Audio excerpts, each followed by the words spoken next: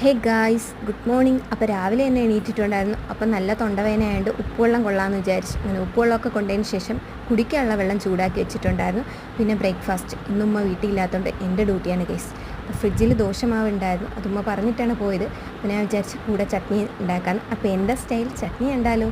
അപ്പോൾ ആദ്യം തന്നെ തേങ്ങ തിരുകി മിക്സറിലോട്ട് ഇട്ട് കൊടുത്തിട്ടുണ്ടായിരുന്നു. പിന്നെ ആവശ്യത്തിനുള്ള മുളക് പൊടിയും പിന്നെ ലേശം വെള്ളം കൂടെ ചേർത്ത് നല്ലപോലെ അങ്ങ് അരച്ചെടുക്കണം.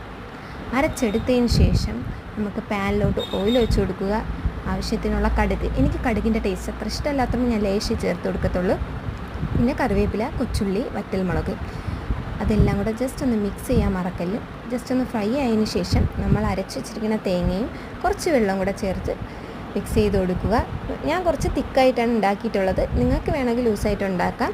അതിന് ശേഷം ലാസ്റ്റാണ് ഞാൻ ഉപ്പ് ചേർത്ത് കൊടുത്തിട്ടുണ്ടായിരുന്നത്. അപ്പോൾ ഇത് തിളച്ച് വരുമ്പോൾ നമ്മൾ ചട്നി റെഡി ഗൈസ്. ടേസ്റ്റൊക്കെ ഉണ്ടായിരുന്നു, ഞാൻ ഉണ്ടാക്കിക്കൊണ്ട് പറയല്ല, നമുക്ക് അഡ്ജസ്റ്റ് ചെയ്ത് കഴിക്കാം.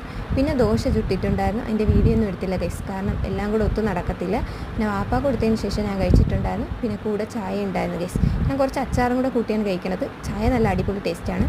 അപ്പോൾ എൻ്റെ ഈ തട്ടിക്കൂട്ട് വീഡിയോ ഇഷ്ടമെങ്കിൽ ലൈക്ക്, ഷെയർ, ബൈ.